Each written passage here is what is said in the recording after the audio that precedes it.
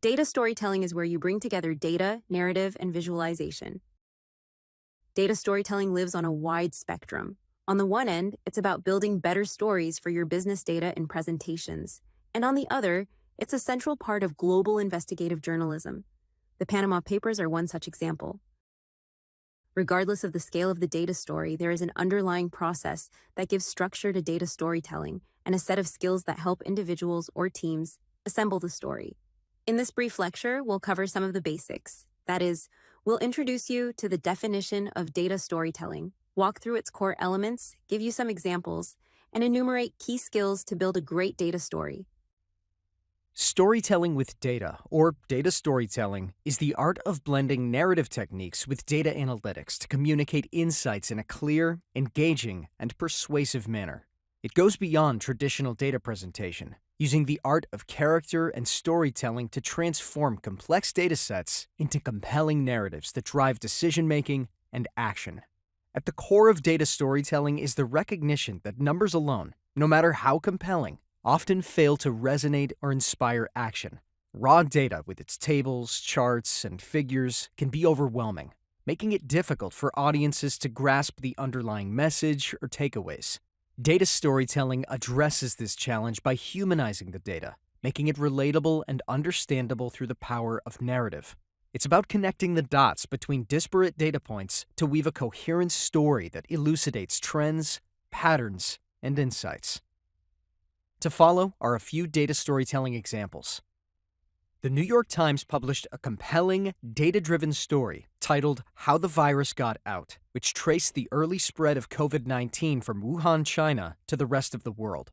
Using a combination of travel data, epidemiological data, and timelines, the piece visually represented how and when infected individuals traveled across the globe, contributing to the pandemic's spread. The story combined interactive maps, charts, and narrative to explain the sequence of events and the missed opportunities to contain the virus. The story had a profound impact by illustrating the rapid spread of the virus and the importance of timely intervention in public health crises.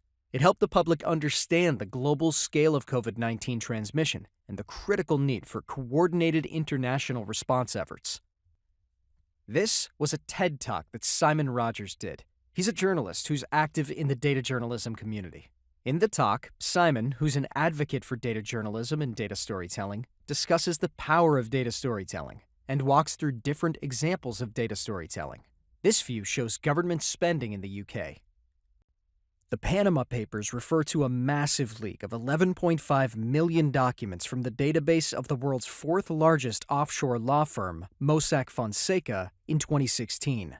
These documents revealed a complex network of offshore tax havens and shell companies used by the global elite, including political leaders, celebrities, and business magnates, to conceal wealth and evade taxes. The data was initially leaked to the German newspaper Süddeutsche Zeitung by an anonymous source. Recognizing the scale of the data, the newspaper shared it with the International Consortium of Investigative Journalists, ICIJ. The ICIJ organized a collaborative investigation with over 400 journalists from more than 100 media organizations in over 80 countries. Here are some social media examples from TikTok, where content creators are using different data sources to create their own stories. The stories range from local Scottish news based on open government data to curated data from the mainstream news, or organizations like Pew Research with short, narrated data-driven stories layered on the data. You can also find instances of these types of stories on other social media platforms. Regardless of the size and breadth of the story or project, data stories have three main components. According to HBS Online, the first is data, or a thorough analysis of accurate, complete data serves as the foundation of your data story. A lot of time and effort can be bound up in this element of data storytelling, which can include data sourcing, cleaning, transforming, analyzing, and modeling. The second is narrative, which is a verbal or written narrative, also called a storyline. It's used to communicate insights gleaned from data, the context surrounding it, and actions you recommend and aim to inspire in your audience. This part of the data storytelling process can be creative, layering on character and plot to the interesting discoveries in your data. The third is visualizations. Visualizations of your data and narrative can be useful for communicating its story clearly and memorably. These can be charts, graphs, diagrams, pictures, or videos. When data is wrapped with a narrative and visualization, the idea is that the message can reach the audience in a more rational, fact-based way. When data and stories are used together, they resonate with audiences on both an intellectual and emotional level. This can be as simple as a refined visualization, or can be more complex and include character plots and arcs.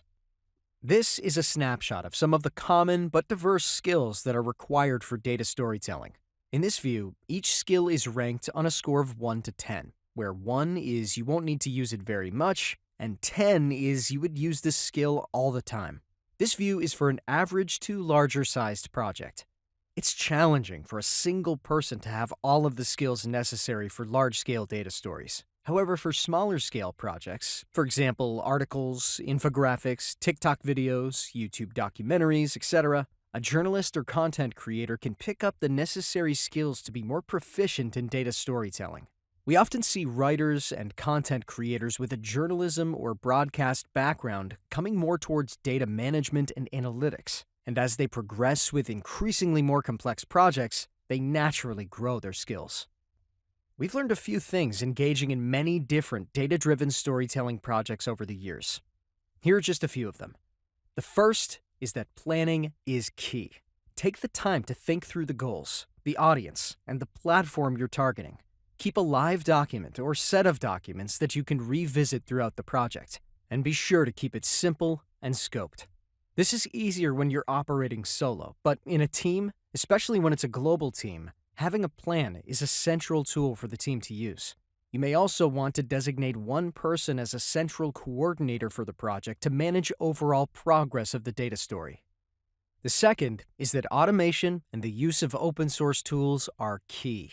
This is especially important when building out your data pipeline. That is, the pipeline that sources, ingests, and stores your data. This may mean downloading CSV files, using web APIs, or web scraping. Either way, be sure to code, document, and store all data pipeline resources in a centralized repository so you and your team can access them. Automation can be set up to be a scheduled data ingestion, which gives the team a refreshed data source for the data story at any given time. The third is reusability. While we employ a general philosophy of reusability, we refer here to the specific insights or metrics that result from your data analysis. This is especially important in today's environment where you create or analyze once, but publish to multiple platforms. What you reuse is both notional and practical. For example, take note on how you can reuse a metric across different platforms in storytelling. Video may be different from an online article, and practical would be analyze once, get your analysis or model finalized, and then, if necessary, transpose the metric for different platforms. The last one is where we consistently see gaps in skills and knowledge within the process of data storytelling. This is important because you may lose the opportunity to find amazing stories if you don't have the knowledge to source and analyze data in different ways. And the areas where we see the biggest gaps are in data cleaning and transformation techniques, data analysis, and machine learning approaches and AI. We can help you here, so be sure to subscribe at datapunk.media.